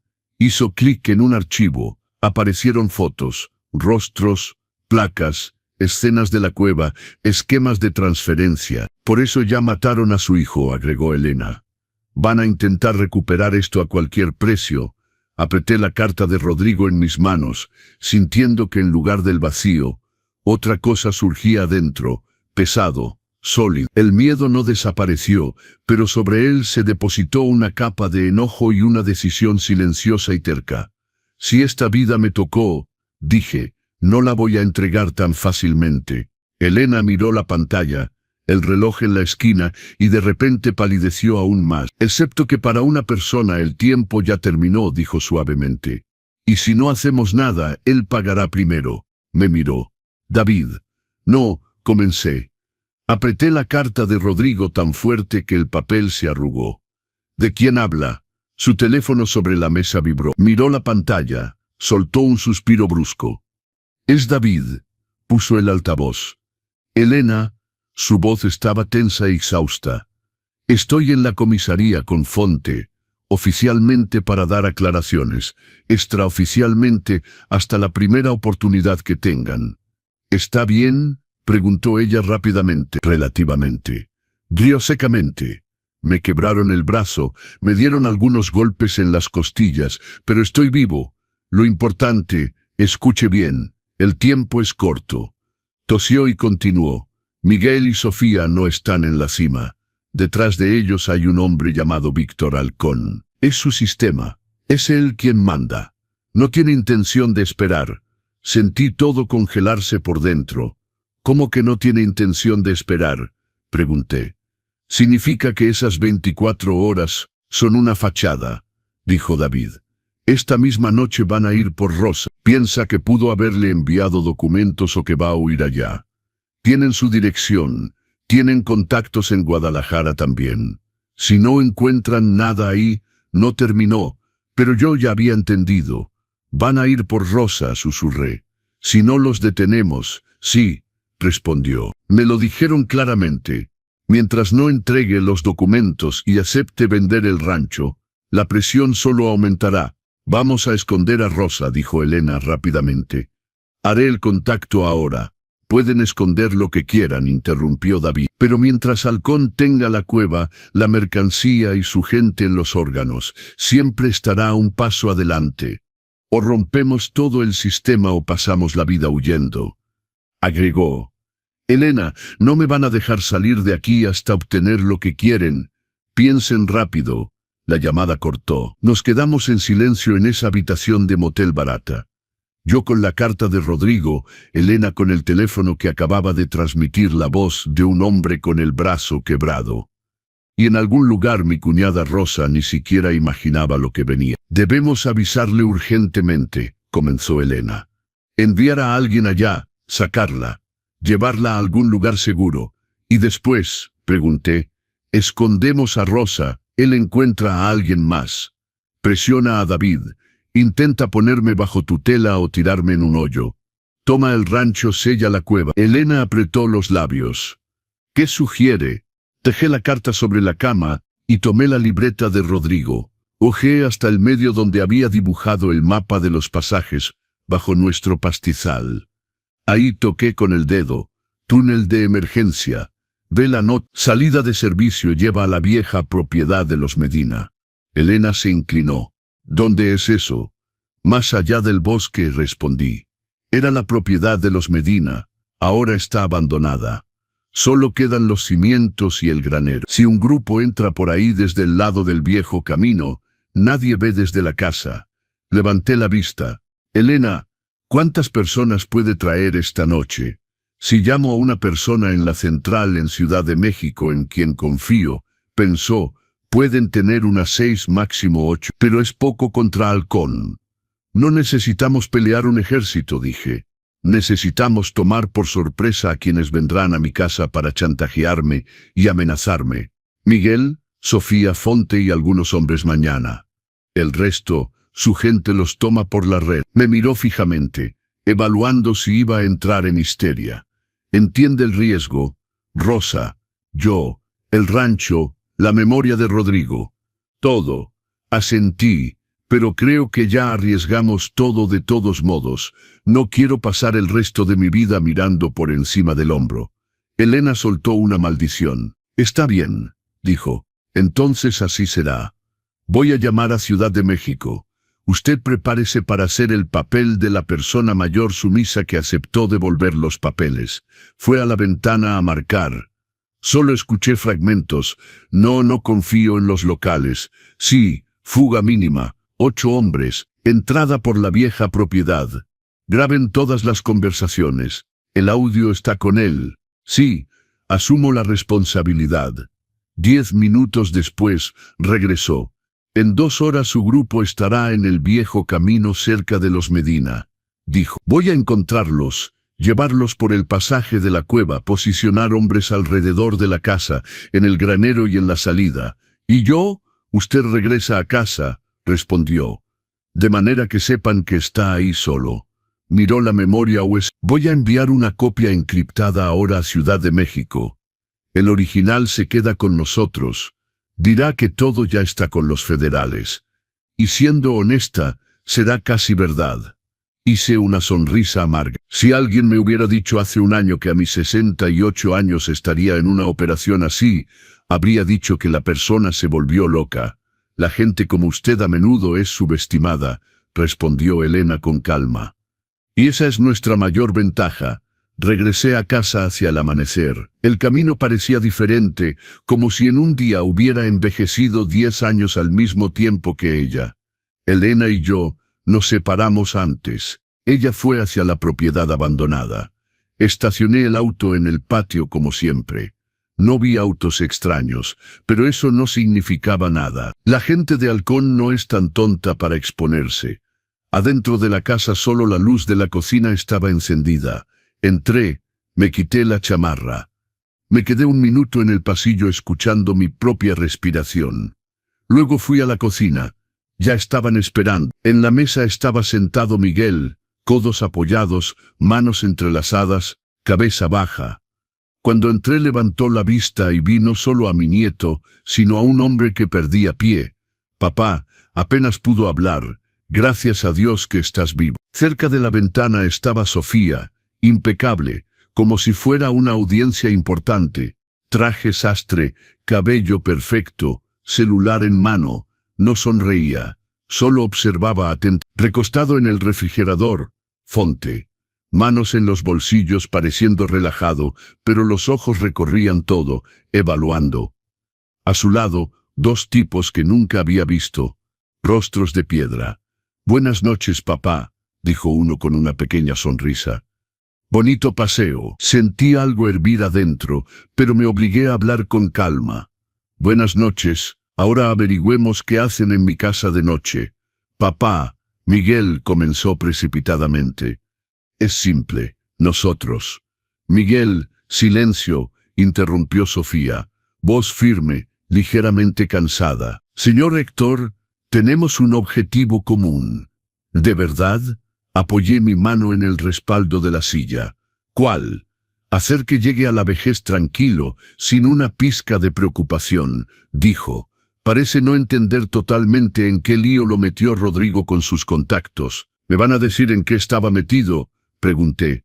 «Tengo curiosidad. Su hijo se metió con gente muy mala», intervino Fonte. «Entró donde un simple ranchero no debería entrar. Intentamos cerrar todo como accidente para no tocar a la familia. Y ahora parece querer repetir esos errores». Lo miré directamente y pensé, «Acabas de recibir una buena suma por ese cierre». Tensó la mejilla pero no dijo nada. Sofía dio un paso hacia la mesa. «No andemos con rodeos», dijo. «Necesitamos los papeles que Rodrigo escondió. La memoria USB, las grabaciones, todo lo que hay. A cambio, le damos la vida, la paz y una buena casa en la ciudad. Ah, el terreno. El terreno pasará a personas que lo usarán de manera más racional», respondió con calma. «O sea, a Desarrollos Versante y sus camaradas», aclaré. En los ojos de uno de los desconocidos brilló algo alerta. «¿Cómo sabe ese nombre?», preguntó. «Sé muchas cosas», respondí. «Sé que mi hijo colaboraba con la Policía Nacional. Sé que su camioneta fue tirada al cenote. Sé que alguien en seguridad pública local vendió su alma». Miré a Fonte. «Y sospecho fuertemente que ese alguien está recostado en mi refrigerador en este momento». «Delira», dijo fríamente. «Necesita una evaluación psiquiátrica. Es lo que planeaban para mí». Asentí. «Tutela, asilo, un accidente cerca del pozo. Todo dentro de la legalidad. Señor Héctor». La voz de Sofía subió de tono. «Nos impide ayudarlo». «No», dije. «Les impido terminar lo que empezaron con Rodrigo». Hubo un silencio pesado en la habitación. Uno de los corpulentos se despegó de la pared y dio algunos pasos hacia mí. «Suficiente charla», gruñó. «¿Dónde están los documentos?». Lentamente saqué mi celular ordinario del bolsillo y lo puse sobre la mesa sin soltarlo. «¿Ven esto?», pregunté.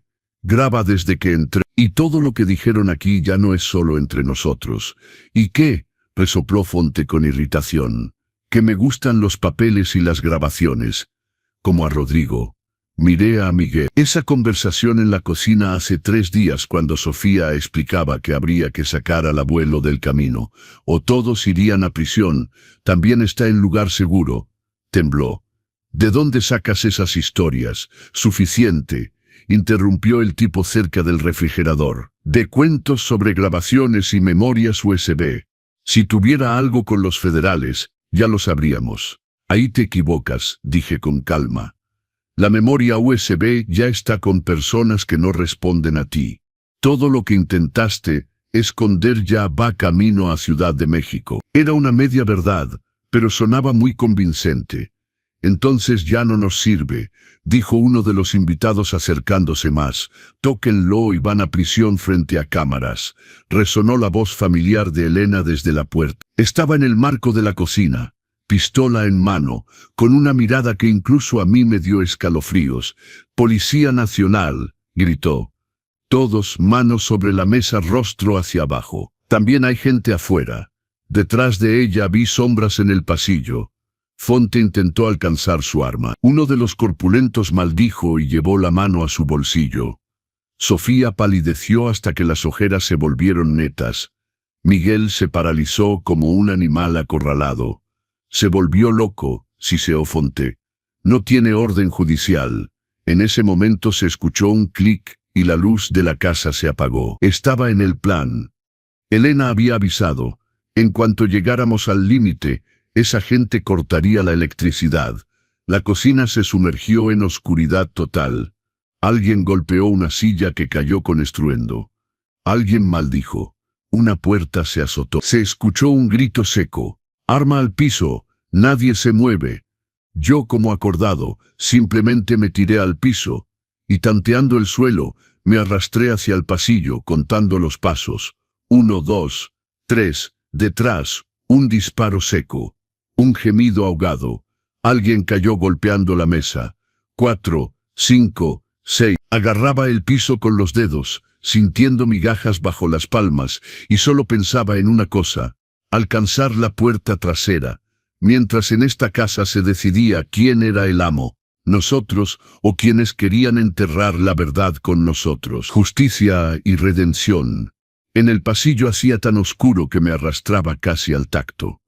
Mis rodillas se deslizaban sobre el piso, mis manos agarraban todo lo que encontraban. Detrás hubo un estruendo. Alguien gritó: ¡alto!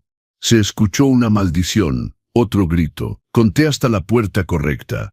Encontré la manija helada. Jalé y caí en el porche trasero. La noche me golpeó en la cara. Frío, humedad, olor a tierra mojada.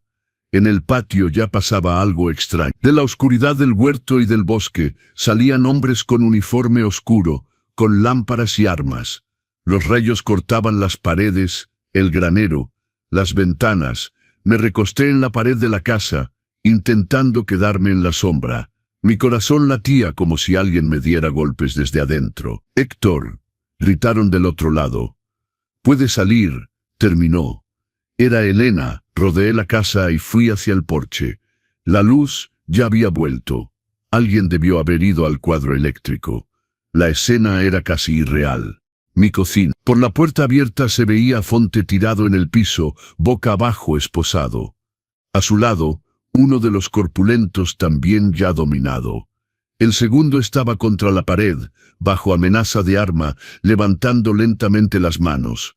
Sofía estaba sentada en una silla, manos detrás de la espalda. En su rostro no había miedo, sino una furia helada. Intentaba todavía argumentar con el hombre uniformado. Excedieron sus poderes. Mi abogado. Su abogado tendrá que esperar, respondía secamente el tipo con el brazalete de Policía Nacional. Y Miguel. Miguel estaba sentado en el sofá de la sala, manos levantadas, dedos temblando, el rostro gris como una sábana, ojos rojos. Me quedé ahí en el umbral, mirando todo eso, entendiendo que en la cocina de mi rancho se desarrollaba al mismo tiempo el final de una larga historia y el inicio de otra. Elena se acercó, tocó ligeramente mi codo. «David está vivo», dijo suavemente. «En el hospital, brazo enyesado, algunas costillas rotas, pero se recuperará. Gracias a Dios. Cuidado», agregó. «Pueden intentar apelar al sentimentalismo». Ya lo sabía. Me acerqué a la sala. 2 federales se apartaron un poco, dejándome pasar. Miguel levantó la mirada. En él, todo junto: miedo, culpa, una esperanza infantil. «Papá», su voz casi falló. «Papá, ¿realmente viniste?» «Vine», dije con calma. Nos quedamos en silencio. «No espero que me perdones», tragó saliva, mirando a Elena, a los hombres armados, luego a mí. Juro que no quería que Rodrigo, pero no lo impediste», completé.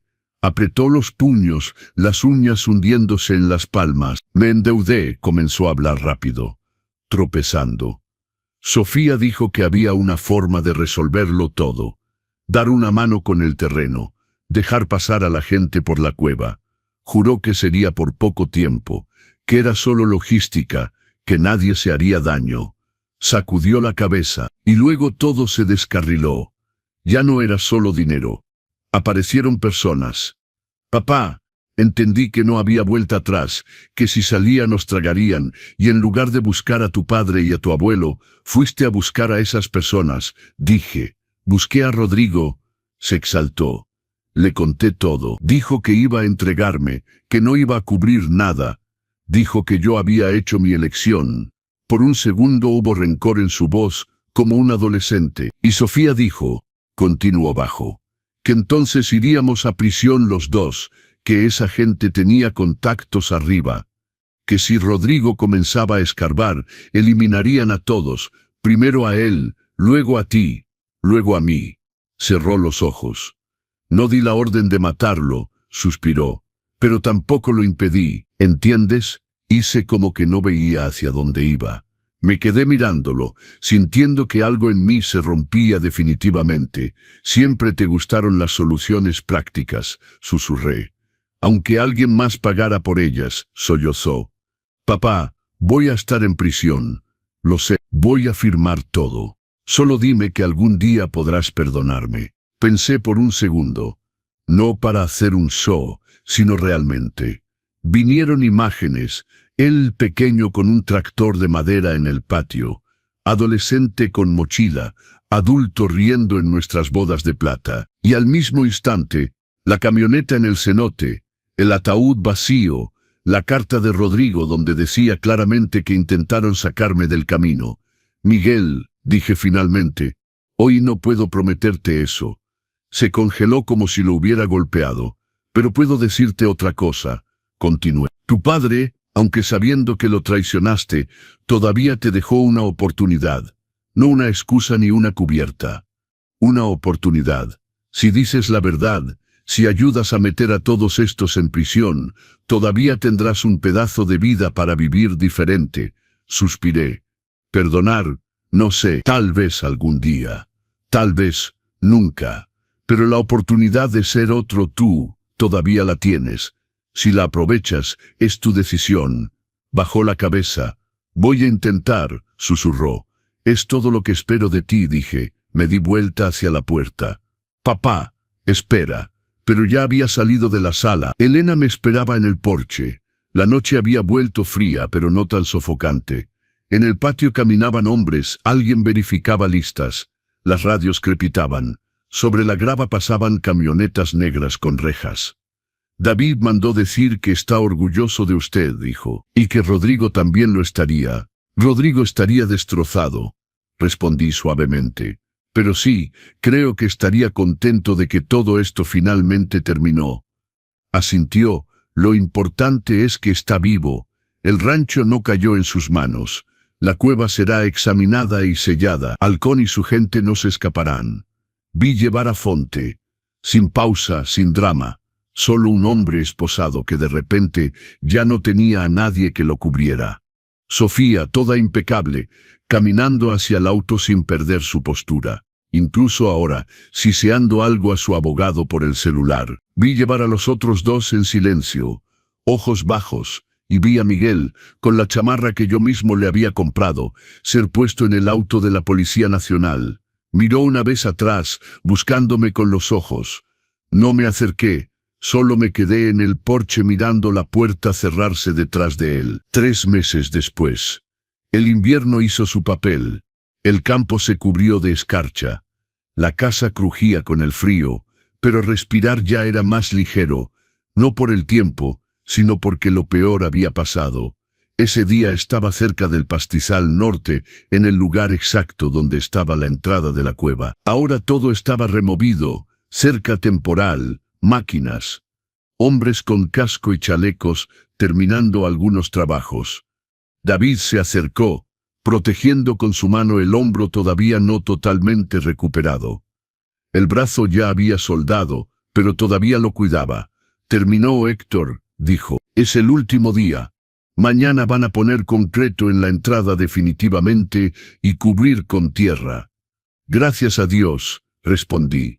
No quiero a nadie más almacenando nada bajo mi terreno. Sonrió. Con esa cueva reunimos material para que los tribunales trabajen durante años. Según los últimos datos, el juicio de Halcón ya cuenta más de 40 implicados, 3 estados, varias capitales. Y Fonte confesó la corrupción. Negociando su pena, asintió. Pero difícilmente atrapé menos de 10 años. Y ese es solo el primer cargo. Nos quedamos en silencio. Los trabajadores sellaban la entrada. Las máquinas rugían, nivelando la tierra. Pensé que en primavera debería plantar algo vivo ahí, hierbas, flores, para que en lugar del hoyo por donde pasaba el veneno, hubiera algo normal. Cuando regresé a casa, en la mesa de la cocina ya había una pila de cartas. Rosa revolvía algo en una olla grande, su famoso guisado de res que olía a hogar, no a operación policial. Rosa se había mudado aquí casi justo después de los eventos. Dijo que necesitaba cambiar de aire, pero sabíamos que simplemente no quería que me quedara solo en estas paredes. Llegó el correo, señaló los sobres. Parece que hay algo oficial. Sequé mis manos, me senté y comencé a abrir. El sobre de arriba venía de Elena. Una nota corta diciendo que habían sido condecorados, algunos transferidos, con un PD. Rodrigo estaría contento. El segundo venía de una asociación cultural local. Querían escribir sobre nuestro rancho como una granja familiar tradicional. Pedían permiso para venir a fotografiar en primavera. Sonreí.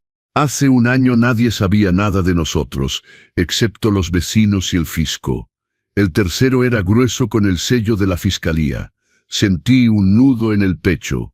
Los sobres así rara vez traen algo bueno para el alma. Abrí, saqué una pila de papel. Todo estaba en tono profesional. Artículos, referencia a leyes, declarado en lenguaje jurídico. Se explicaba que el ciudadano Miguel Ramírez había firmado el acuerdo de culpabilidad, confesaba parte de las acusaciones, daba testimonios contra otros implicados, incluyendo a Sofía y al propio Halcón. A cambio, la fiscalía aceptaba pedir una pena menor de 20 y tantos años a 12, con posibilidad de progresión de régimen en unos 8 años. Con los papeles había una nota pequeña de su abogado, escrita a mano. Estimado Héctor, su nieto me pidió que le dijera que no espera ni carta, ni visita ni perdón, pero que quiere que sepa que reconoce cada día lo que hizo y lamenta profundamente el dolor causado. Decida usted cómo vivir con eso, cordialmente. Releí las hojas, las guardé y me quedé con el sobre en las manos como si estuviera caliente. ¿Y entonces? Preguntó Rosa prudentemente. ¿Qué dicen? Dicen que Miguel aceptó hablar. Respondí. Va a atrapar menos tiempo si no cambia de opinión. ¿Te sientes más ligero? Pensé bien. No sé, confesé. Rosa esperó. Luego preguntó lo que yo mismo temía pensar. ¿Vas a visitarlo? Miré el sobre, la ventana donde veía el pastizal y el bosque donde había huido con esa caja azul. Y entendí que la respuesta ya estaba en mí. Pero decirla en voz alta era como firmar una nueva fase de vida. Respiré profundamente y le dije a Rosa, no ahora. Asintió sin presionar. Tal vez algún día, agregué bajo. Si encuentro la fuerza en mí. Solo encontré la fuerza en mayo. Era un día cálido, camino seco. Manejé hasta la prisión durante 3 horas, pensando todo el tiempo en dar vuelta. En la sala de visitas me llevaron según las normas. Detector de metales, documentos registrados. Me senté en la mesa. Puse las manos adelante para no mostrar que temblaban. Cuando trajeron a Miguel, no lo reconocí al principio. Delgado, abatido, cabello canoso, arrugas nuevas. Mi muchacho de 42 años se había transformado en un hombre al que la vida alcanzó de manera brusca y dura. Papá, sonrió torcido. ¿Realmente viniste? Vine, dije. Nos quedamos en silencio. No espero que me perdones, suspiró. Ni siquiera lo pido. Entiendo que tal vez no se perdona algo así. Juntó las manos. Solo quería que supieras. Pienso cada día en lo que hice. En Rodrigo, en ti, en cómo todo pudo ser diferente si hubiera abierto la boca en ese momento en lugar de meter la cabeza en la arena. Y sabes, dije lentamente. El sentimiento de culpa en tu caso es algo muy correcto. Parpadeó pero no discutió. La prisión no es el peor castigo, continué. Lo peor es vivir sabiendo que tu padre murió, no en vano, sino porque no dijiste alto en el momento correcto. Entiendo eso, susurró. Pues vive con eso, asentí. Y trabaja. No para mí, no para la reducción de pena, sino para que el resto de tu vida sea mínimamente digno después de lo que ya hiciste. Nos quedamos todavía ahí un momento. Él me contó que había aceptado testificar, que escribía cartas al psicólogo, que intentaba mantenerse lejos de problemas de la prisión. Escuchándolo, solo pensaba en una cosa: qué extraño hablar de esto no en la cocina o en el campo, sino en un lugar con barrotes y un guardia. ¿Algún día me perdonarás?, preguntó finalmente. No hice el papel del abuelo gentil. No lo sé, Miguel, respondí honestamente. Tal vez en años, tal vez nunca. Tragó saliva. Pero ¿sabes qué puedo darte?, agregué. Esperanza. Levantó la vista. Si realmente trabajas en ti mismo, si realmente dices la verdad y no te escondes detrás de nadie, todavía tendrás la oportunidad de salir y vivir el resto de tu vida diferente. Y si en muchos años todavía quieres, podemos intentar hablar como personas y no como acusado y víctima. Voy a hacer esfuerzos, dijo bajo. Es lo único que espero de ti, dije, y me levanté. Salí primero. Lloré la mitad del camino de regreso, pero no miré atrás. Un año después, la primavera ese año llegó vibrante. Rosa y yo decidimos que no venderíamos el rancho. Al contrario, contratamos a una pareja joven. Diego y Olivia, recién casados, llenos de ideas de agricultura orgánica, productos artesanales y otras modas de las que no entendía la mitad de las palabras, pero veía que los jóvenes trabajaban con las manos y no le tenían miedo al lodo. Los instalamos en la casita cerca del pastizal norte donde vivían los padres de Rodrigo. La casa estaba vacía. Diego y Olivia la renovaron durante el verano. Cambiaron ventanas, repararon el techo, separaron 4 hectáreas para vegetales, pusieron gallinas, algunas cabras y una vaca dócil. En el camino hicimos un pequeño puesto. La gente empezó a venir por leche, huevos, hierbas. El rancho ya no era el mismo que en la época de Rodrigo, pero tampoco debía serlo. En la vida las cosas rara vez quedan como antes. Generalmente se vuelven nuevas. Rosa tomó la cocina y el papeleo. Yo, la organización y el contacto con la gente. Los jóvenes hacían lo que exigía fuerza y espalda ancha.